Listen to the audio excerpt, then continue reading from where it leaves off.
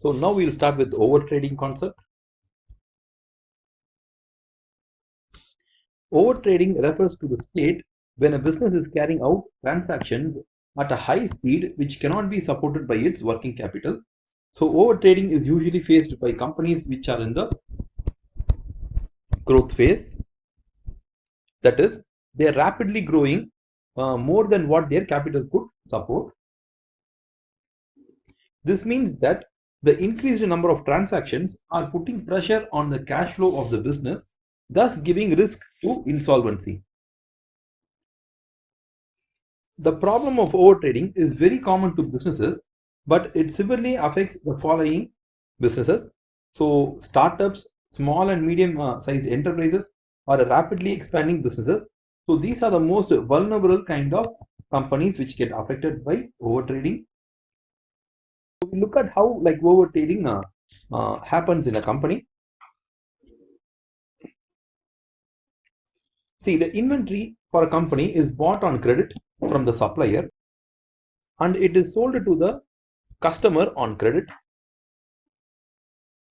So once it is sold on credit, the debtor will pay the company cash after a month or two. So once he has given cash, the company will receive the cash. And this cash is paid to the suppliers and it's paid as salary and it is paid as rent for the company on a month-on-month basis. So again, what happens? The circle continues.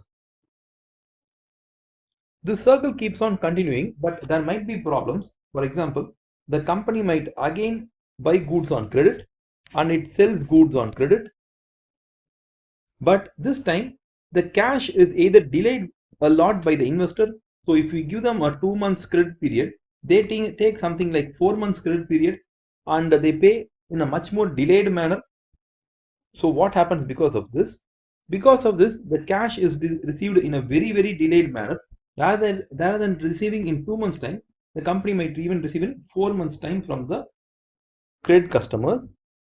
So now the company has to pay salary. There is no other go because or else the employees will quit. Rent has to be paid or else we have to quit the office. So the company negotiates with the suppliers to delay the payment furthermore. So the payment to the supplier is delayed. So if the customers are going to delay, we have to delay our suppliers. So in order to overcome this, what we can do is we can raise an overdraft. So we can go to a bank, raise an overdraft. Now we'll have sufficient amount of cash. With that cash, we can pay our suppliers. Okay. So the suppliers are not hurt now because we have raised overdraft. But this cannot be done for a long time because if the customers are going to keep on delaying, for example, rather than 4 months, they are now trying to delay it for another 1 month. So it comes to a 5 month delay. So now what happens is we have to still pay our salary, our rental, our suppliers. So we'll keep on getting more and more overdraft. For example, we might start with an overdraft of 1 lakh. So then the overdraft goes to 2 lakh. Then the total overdraft even crosses the 3 lakh limit.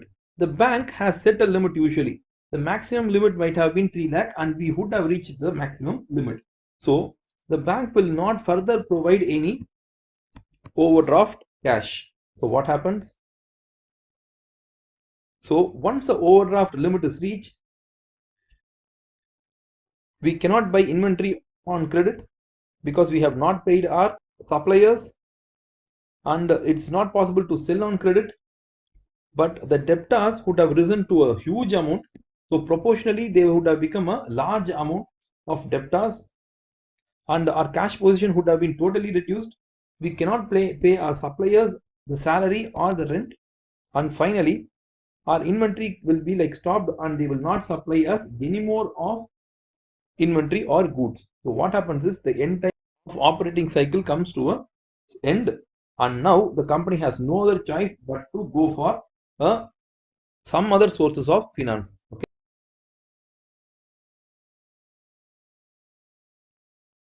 So what happens when over trading is occurring? There will be an increase in credit sales there will be more cash or credit needed. Okay, more cash or credit needed. Suppliers stops inventory on credit. Overdraft limit is reached. Some credit sales will come as cash. Okay, but only some of the credit sales come as cash, and the other are just being delayed.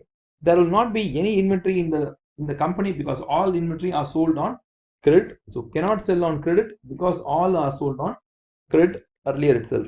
So over trading will stop the functioning of a company itself. So we'll look at what are the financial indicators that indicate that over trading is occurring in a company. Number one, rapid increase in sales. So the sales increase for every year would be like 100% or even 200% or more than that. Gradual increase in current assets. The current asset will increase, but if you look, mostly the receivables is what that keeps on increasing, because the inventory position would have been like going down. The inventory can go down because the company has already sold a lot of inventory, and the cash and bank would be zero. Rapid increase in current liability. Why? Because all the goods are bought on credit but they are not paid, so the payables will increase, and the overdraft, bank overdraft will increase. If there's any short term bank loan, that will also increase. Even outstanding salary or even rent will start to increase. That is, there will be a rapid increase in the dues from the company. Increased reliance on overdraft. Decline in current and quick ratios, because the denominator is much more a higher number than the numerator. So as the denominator keeps on going high, the ratios will keep on falling. So that's what happens. Increase in sales income divided by net working capital. So this ratio is called as working capital turnover ratio. Okay, this ratio will keep on increasing. So why it will increase? Because the sales will be a very high number and the working capital, net working capital, will be a very low number. So why it is a low number? Net working capital is nothing but CA minus CL. So CA will be normal, but CL will increase to a high number. So the net working capital will become a very, very low number, and sales will be a very, very high number. When you divide numbers like this, what would happen is there will be an increase in the net working capital turnover ratio. That will be an increase in working capital turnover ratio. You can also find that year-on-year increase in sales, inventory, debtor, creditor, and overdraft will be high. So this is how we compute year-on-year sales. So the current sales divided by last year sales into 100, you will get the year-on-year sales. So other numbers are also calculated in this manner. From an exam point of view, this is a very, very important topic, because you should be able to work out these financial indicators and then indicate if a company is like in over trading position or not. So how do we overcome over trading position? So a company has to do these things. The problem is the company has relied too much on the overdraft and they need cash to run the company. So the only way to kickstart the company again is to increase the long-term capital of the company. How do they do that?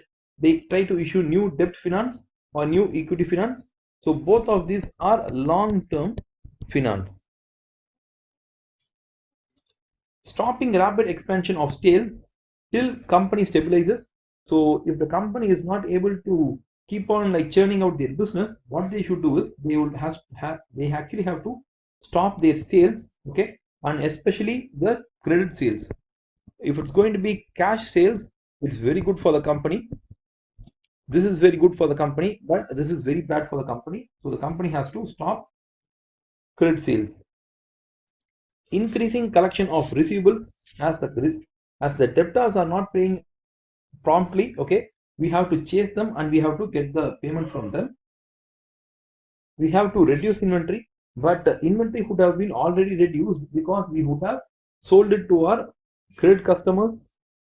But if it's still there, then we have to try to monetize it. Creating strong credit controls. From here on, we should not be like selling too much on credit. Shortening the manufacturing cycle. So if the company is a manufacturing company, then the company has to shorten their manufacturing time. Cutting costs and improving efficiencies. So we can cut the costs here and there, and we can try to improve the efficiency. But the most important point of all these is the to immediately solve the overtrading problem, the company has to go for long-term debt finance or long-term equity finance. You can reach me at my website wowacademics.com, or you can also see my Quora answers. I am active in LinkedIn and in Facebook page, so you can visit at these places. If you just type Shyam Prasad and Wow Academics, you will get all these links in Google search itself. And if you like this video, give a like, share to your friends, and if you feel that any points we have missed in this video, you can post it. We will try to give an answer to you in the comment section itself, or we'll also create another video for you. So thank you for watching our video.